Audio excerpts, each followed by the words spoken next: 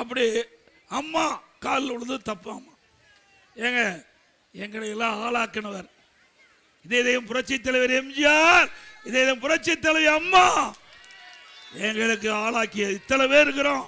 நம்ம எல்லாம் யார் ஆளாக்குனது? புரட்சி தலைவர் எம்ஜிஆர் அவர்கள் அம்மா தானே. ஆக நாங்க அவர்களுடைய காலில் விழுந்து ஆசீர்வாதங்கள் என்ன தவறுண்டா? ஏன்னா உனக்கு செல்வ செழிப்புல வாழ்ந்தவர் உங்க தாத்தா திமுக தலைவர், உங்க தாத்தா முதலமைச்சர், உங்க அப்பா முதலமைச்சர், திமுக தலைவர். உனக்கு நல்ல வசதி வாய்ப்பு இருக்குது, அதை பற்றியெல்லாம் கவலை இல்லை. நான் இப்படி கீழே நின்று தலைவருடைய பேச்சை கேட்டு இங்க வந்தேன். அந்த வழி என்ன என்பது எனக்கு தெரியும், உங்களுக்கு தெரியறதுக்கு வாய்ப்பு இல்லை.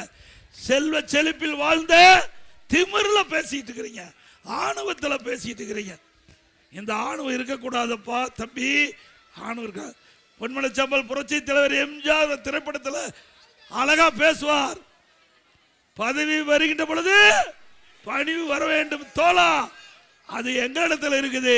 அதனாலதான் நாட்டு மக்கள் எங்க பக்கம் இருக்கிறாங்க, நாட்டு மக்கள் எங்களுக்கு செல்வாக்கு கொடுத்துட்டு இருக்கிறாங்க. உங்களுக்கு அது இல்லாதனாலதான் இன்றைக்கு ஊரூரா போய் அப்பா மகன் அத்தை 3 பேரும் ஒப்பாரி வச்சுட்டு இருக்கிறீங்க.